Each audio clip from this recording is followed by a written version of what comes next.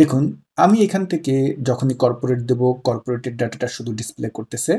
আমি যদি এখান থেকে হোম অফিস দিই, হোম অফিসের ডাটা ডিসপ্লে করতেছে, এবং এখান থেকে যদি আমি কনজিউমার দিই, কনজিউমারের ডাটা ডিসপ্লে করতেছে। তো আমরা শুরু থেকে শেষ পর্যন্ত ভিডিওটা দেখি, প্রত্যেকের জন্যই কাজে আসবে। তো আমি এখানে যেটা চাচ্ছি, এখানে যে সেগমেন্টে আছে, এখানে যখন যেই সেগমেন্টে আমি দিব, তখন সেই সেগমেন্টের ডাটা আমার এখানে দেখাবে। ওকে, তো এই ডাটা সোর্সটা আসবে কোথা থেকে? শিট 1 এ যে ডাটাটি আছে, এই যে এই ডাটাবেস, এখান থেকে আসবে। তো আমরা এখন শিট 2 তে আসলাম। এই জায়গাটিতে এসে আমরা কি করলাম? ইকুয়াল FIL ফিল্টার ফাংশনকে ব্যবহার করতেছি। তো এখানটায় দেখুন, অ্যারে বলতে যেটাকে বোঝাচ্ছে, অ্যারে হলো যে আমার যেই ডাটাবেস থেকে আমি এখানে ডাটাগুলো আনবো সেটা। আচ্ছা, আমরা একটা কাজ করি, ফিল্টার ফাংশনটা আমরা এই ফর্মুলা বারের এফএক্স এটা ক্লিক করে এভাবে নিয়ে আসি। ওকে, তো অ্যারে বলতে যেটাকে বোঝাচ্ছে, অ্যারে হলো আমাদের নিচে যে মূল ডাটাবেসটা আছে সেই ডাটাবেসটা পুরোটা। তো আমরা এখান থেকে শুরু থেকে শেষ পর্যন্ত একদম ডাটাবেসটা সিলেক্ট করে নিলাম। এই ডাটাবেসটার একটা নাম দেওয়া ছিল, এই জন্য এটা টেবিল 2 চলে এসেছে। তা টেবিল 2 বা আপনার রেঞ্জ এখানে চলে আসতে পারে, এটা নিয়ে আপনি চিন্তা করবেন না। ইনক্লুড, এখন ইনক্লুড বলতে আসলে কি বোঝাচ্ছে? আমরা সেকেন্ড আর্গুমেন্টে যখন আসলাম, ইনক্লুড বলতে বোঝাচ্ছে যে আমি কাকে টার্গেট করে এখানে, মানে আমার কন্ডিশনকে, কন্ডিশন হলো যে এইখানটায়, অর্থাৎ ক্রাইটেরিয়া আমার যেটা, এই জায়গাটায় যেই নামটা হবে সেই নাম মোতাবেক আমার এখানে ডাটাটা ডিসপ্লে করবে। তাহলে এখানে যেই সেগমেন্ট আছে, সেগমেন্টে ড্রপ ডাউন করছি আমরা, তাহলে এই সেগমেন্টটা কোথায় আছে? এটাও কিন্তু আমার শিট 1 এ যদি যাই, এটার রেঞ্জটা আমাকে নিতে হবে। তাহলে এটা আছে হলো এই যে সেগমেন্ট নামে যে কলামটি আছে, এখানে শুরু থেকে শেষ পর্যন্ত আমরা নিয়ে নিলাম। ওকে, আমাদের এখানে কিন্তু ইনক্লুড হয়ে গেল।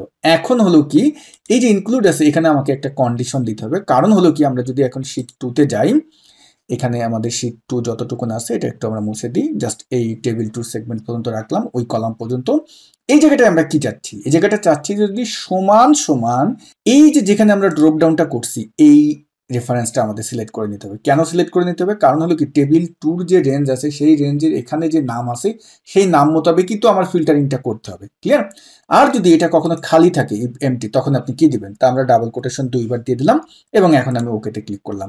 তাহলে আমরা যেটা দেখতে পারতেছি, এখানে একটা প্রবলেম কিন্তু হয়ে গেছে, যে এইখানে আমরা যে নামটি দিচ্ছি সেই অনুপাতেই কিন্তু ডাটা দেখাচ্ছে, বাট হলো কি, ওই টেবিলের ফুল আমাদের যেই টেবিলের কলামগুলো আছে সব চলে আসছে, ফুল ডাটাবেস চলে আসছে।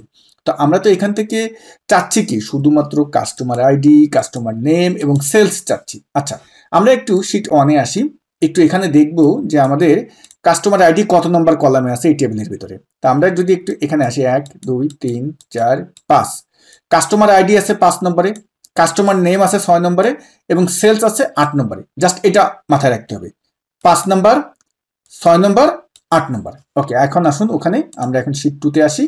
এই যে যেখানে ফাংশনটা টাইপ করছি তার শুরুতে আসবেন, যেই ফাংশনটি আছে সেটার নাম হলো চুজ কলামস। এই যে দেখুন এখানে চলে আসলো। অ্যারে যেটা আছে এটাই থাকবে, জাস্ট আমরা ফাংশনটির সামনে এসে কমা টাইপ করব। কলাম নাম্বারগুলো এখন কত কত চেয়েছিলাম? 5 6 কমা দিয়ে 8, এবং ব্র্যাকেট ক্লোজ দিয়ে এন্টার দেন। ওয়াও, দেখুন আউটপুট কিন্তু চলে আসলো।